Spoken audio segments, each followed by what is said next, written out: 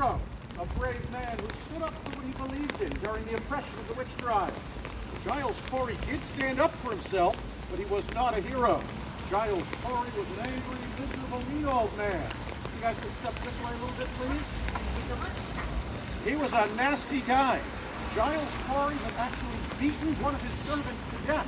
He took the man's cane away from him and bludgeoned the man to death, crushing his skull with his own cane. Giles Corey might have beaten his first wife to death, and he did accuse his final wife of witchcraft. That's the kind of person Giles Corey was. He wasn't a nice guy, and he was not a witch.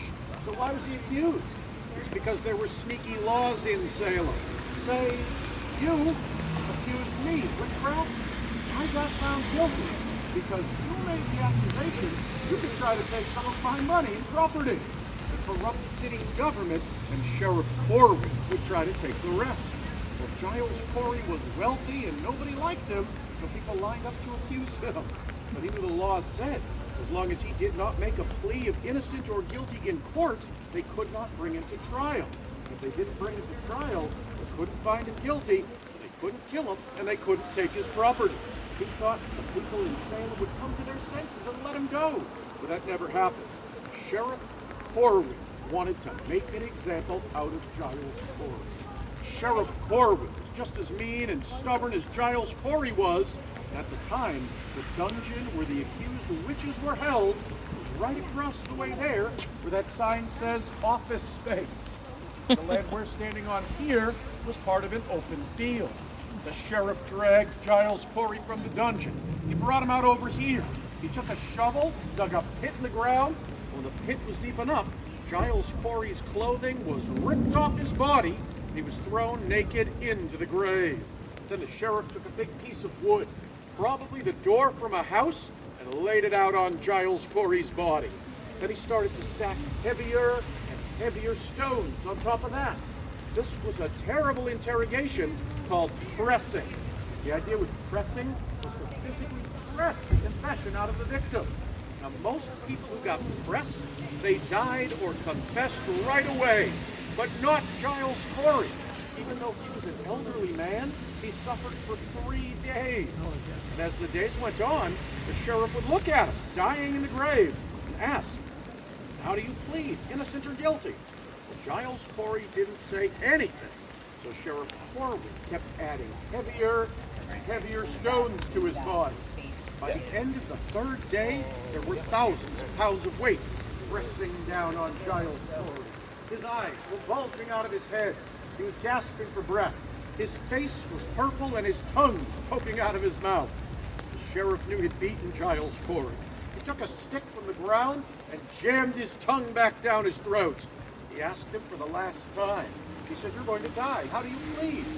This time, Giles Corey looked right up at Sheriff Corwin, spat at him as hard as he could, and after days of torture, he finally said something. Giles Corey told Sheriff Corwin to add more weight. Sheriff Corwin was so enraged by Giles Corey's defiance, he picked up the heaviest stone he could and smashed it down on the old man. Giles Corey's ribcage shattered. People who saw it happen say he was so crushed, his organs squashed out his sides.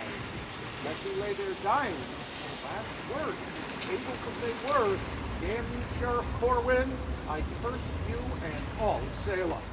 And with that, Giles Corey perished. Now, Sheriff Corwin, he dropped dead too shortly thereafter. He was only in his 30s, and he had a sudden heart attack and died. Now, Giles Corey was not a witch, but somehow his curse came true. Nearly every sheriff in Salem since then, up until the present day, has died young or been forced to retire with heart attacks or blood disease. It's not just the sheriff who suffers. Anyone who sees Giles Corey pays the price.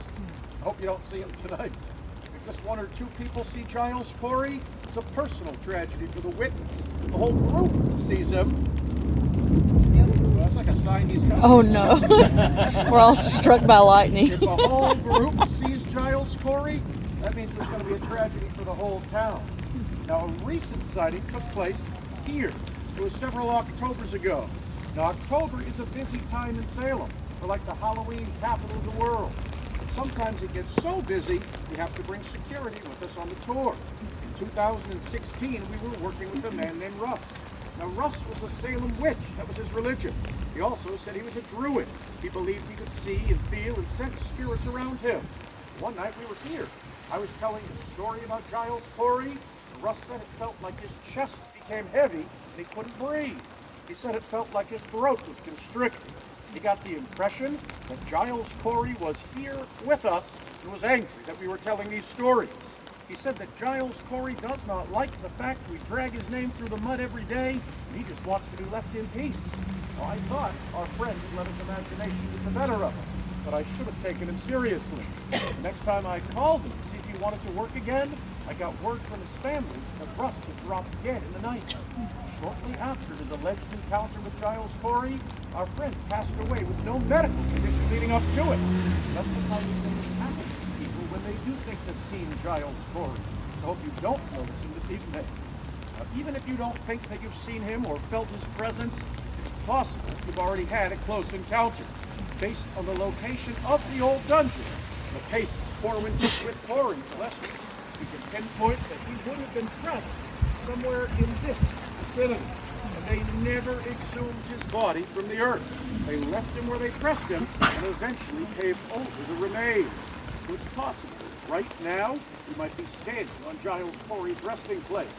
I don't recommend tempting fate and photographing here.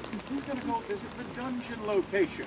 That's the site that turned me from a complete skeptic to someone whose profession is paranormal research.